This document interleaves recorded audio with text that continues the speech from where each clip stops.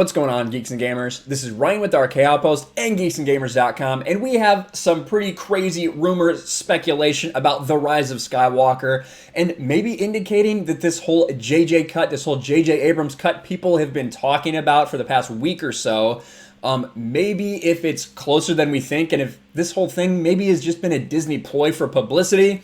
It's interesting to think about. I have to say, before we get started, take this with a very small grain of salt, because this comes from SNTS, the story is not the story.com, something I've never heard of before. Evidently, this site has only been around for a couple months. They do have several articles posted. Some are just reporting, some are just rumor and speculation, including one from not too long ago. Are Stormtroopers black? We think so, based on the fact that Jannah was revealed to be a former Stormtrooper.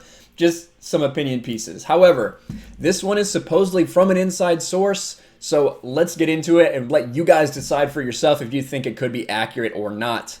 Here we go. According to anonymous sources inside multiple organizations like Lucasfilm, Disney, and Bad Robot, and confirmed through additional reporting like Deadline's interview with the Rise of Skywalker editor Marion Brandon, J.J. Abrams and TROS team struggled with wanting to release the cut that more closely matched the director's vision, but were disallowed from doing so. That cut, the J.J. Abrams director's cut, clocking in at no less than 192 minutes. So 3 hours and 12 minutes long. And that interview with Marianne Brandon, she did talk about the struggles they had editing and how they barely had time to get this thing done. How she's told how she was editing at the same time JJ was filming. He would get done with a shot, walk into the editing tent with her right next to him, do a couple things, and go back to shooting. Something that I've never heard of in a production as big as this before. But why, if there was a more complete cut that could include all the amazing moments JJ wanted fans to see, would the final theatrical version be less than? For what insane reason would such a short-sighted decision have been made? I won't make you wait for it. The reason Disney brass were so concerned that after The Last Jedi divided fans and created a maelstrom of anger towards the director Rian Johnson, they didn't want to leave anything up to chance. Well, good thing that there's no mixed reactions to this movie, huh? An insider tells The Story Is Not the Story that, quote, they wanted to ensure that The Rise of Skywalker wrapped up the trilogy neatly without creating any conflicts with fans of the original three films. I don't think you did that. I don't think that was successful. Through delivering moments that brought back classic characters, including special Jedi powers, and reversed the Luke Skywalker moments that fans couldn't stomach. They definitely brought in special Jedi powers and attempted to redo some of the damage, but Luke is already dead, unfortunately. They also didn't want a film that was over 3 hours, which would have reduced the number of times a film could have screened on a daily basis. That makes sense. If you have a film that's 3 hours versus 2 hours, you might only be able to play it, 6 times during a day per screen rather than 8 times or something like that. So a lot of studios are thinking about that when they are releasing their films. And with The Last Jedi dividing fans, the last thing Disney wanted was to divide them even further. But they'd lost their way. Even Disney's Bob Iger admitted the brand's oversaturation after Solo and didn't want to saturate the brand any further. Listen, it's not about saturating the brand. Look at Mandalorian. I have my opinion about Mandalorian. I thought it was good, not great by any stretch of the imagination, but the way people reacted over something that was decent is telling you that Star Wars is not saturated. We are saturated with bad Star Wars. That's the freaking problem. For J.J. Abrams, it was whiplash. Disney wanted to deliver a movie that would make up for the last one, but after all the sequences and cameos were shot, they were told it couldn't all fit into the 140-minute goal they didn't want to exceed. And exceeded they did. Now, this is where some of this doesn't quite make sense. It doesn't match up with a lot of what we've heard before. Some of it definitely does. Some of it not so much. The cameos and callbacks were so numerous it was too much to pack in a film, yet JJ didn't want to let anyone down. Some felt they had overdone the fan service to the point of ridiculousness, mandated the return of characters like Ewan McGregor's Obi-Wan, Mace Windu, Qui-Gon Jinn, Jake Lloyd's Anakin Skywalker. That's not something I had heard. And even a trip back to the Sarlacc pit. There were sequences shot on Endor that were referenced in The Rise of Skywalker, yet only showed up in a 3-second wide shot featuring some of the Ewoks. Now, that is true. We did see Warwick Davis in a suit that it was expected that was going to be a much bigger part than we ended up seeing. While Disney did mandate a return for the Emperor, there were even more characters who landed in footage that was cut outside of the final release cut. A Cloud City reference brought back Lobot alongside Billy D, but was cut for a time. A Wampa cameo was removed at the last minute, and a secret Boba Fett connection was also said to have been written, shot, but never finished in post. See, these are some of the things that I've never heard of a couple of these things. Some of them, yeah. A lot of them, no. But let's get back to that Abrams cut. According to the editor, Marianne Brandon, they barely had time to get the current cut into theaters, like we talked about earlier.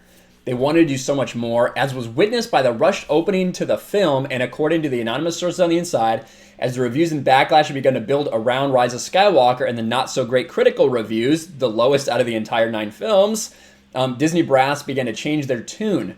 Maybe 192 minutes wasn't so bad if it meant there was an opportunity to bag even more box office like they done on Avengers Endgame by including additional footage 2 months into its release.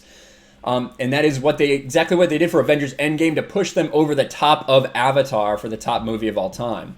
The early plan had worked on Endgame, and as early as December 28th, the rumblings started to grow louder. What about releasing the extended version in theaters around late January after the fanboys and girls already paid to see it once or twice? God, that sounds so fucked up. The plan would be to release a longer version that included 3 to 5 additional sequences, then hit at the even longer director's cut for digital and home entertainment release.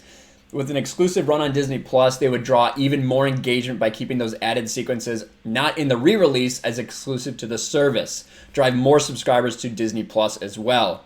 So here we sit with the JJ cut trending and the internet abuzz, wondering what's real and what's not. The word is this. Here is what they're hearing from their inside source. Again, this SNTS.com, SNTSstory.com, telling stories others can't. Take it with a grain of salt. An extended version of The Rise of Skywalker will be announced in the coming week, releasing near the end of January, including 3 to 5 additional sequences fit into the narrative. So by the end of this coming week would mean in the next several days. So I guess we'll know if this rumor is true in the next several days. Releasing the end of January and including 3 to 5 additional sequences fit into the narrative brings the cut from 142 up to about 165 minutes. Rumored sequences to be included involve an extended Endor sequence before the final shot of the current film, Lobot and Lando in a sequence that predates the chase in the desert, and a slew of ghost Jedis returning alongside Luke and Leia and participating in the final sequence to unseat the Emperor. Now, we have heard that. We definitely heard that was definitely something that was in the J.J. Abrams cut, so to say, or at least was filmed in the early versions from several different leaks. This new cut will simply be treated as an extended cut and will include a post-credits sequence highlighting additional sequences that will be released with the official Blu-ray release of The Rise of Skywalker, which will have a special J.J. Abrams director's cut version of the film at 185 minutes. And then when it goes to Disney Plus, it will have an additional 7 minutes of extra footage. This is insane. That would be like 4 cuts of the film, which, depending on rumors you've heard, that they may already exist, didn't get finished in post-production as part of its exclusive run on the streaming upstart. That's what we're hearing here at SNTS. As we explained up top, this is from folks on the inside who tipped us anonymously. So you can take this as gospel or drivel, that's up to you. But 3 hours and 12 minutes, did anyone really need that? I would say no. And again, please take this story with a grain of salt, but we do need to talk about it because it's out there now. Do I believe this? I don't know if I can. There's some of the things that they're saying that just don't match up with a lot of what we've heard. There are definitely pieces of it that sound real and pieces of it that have been gathered and have been exposed on other leaks. And that interview from the editor, Marianne Brandon. But do I think that in the next week they're going to announce that they're re-releasing it with extended footage? I just don't necessarily buy that, but it's up to you guys if you believe that or not based on what they're saying. Now, could it be that this whole JJ cut, release the JJ cut, all that stuff is a little bit of inside game, like promotional stuff to try to promote, like get more attention to the movie? I can definitely believe that. It's pretty clear from those saltier than crate leaks. They even say up front that is somebody who is on J.J. Abrams' side, who is taking J.J. Abrams' side, trying to paint him as the victim, who knows what's actually going on with this drama. But all I can say is I'm excited to see what's next, because let's be real, the drama about the production of The Rise of Skywalker has been far more entertaining and satisfying than the actual movie. But let me know what you guys think about this. Do you believe this story from this website that's only been around a couple months? Do you think that in the next couple weeks we're going to see an extended J.J. Abrams cut in theaters and an additional director's cut Blu-ray release, and then even additional footage on the streaming service? Let me know in the comments below. Let everybody know. Make sure you check out my channel, Ryan Cannell, RK Outpost. The link will be in the pinned comment below. And also subscribe to Geeks and Gamers. Make sure you smash the like button on this video. Ring the bell for notifications. Share this video out there. Let everybody know. And we will talk to you guys later.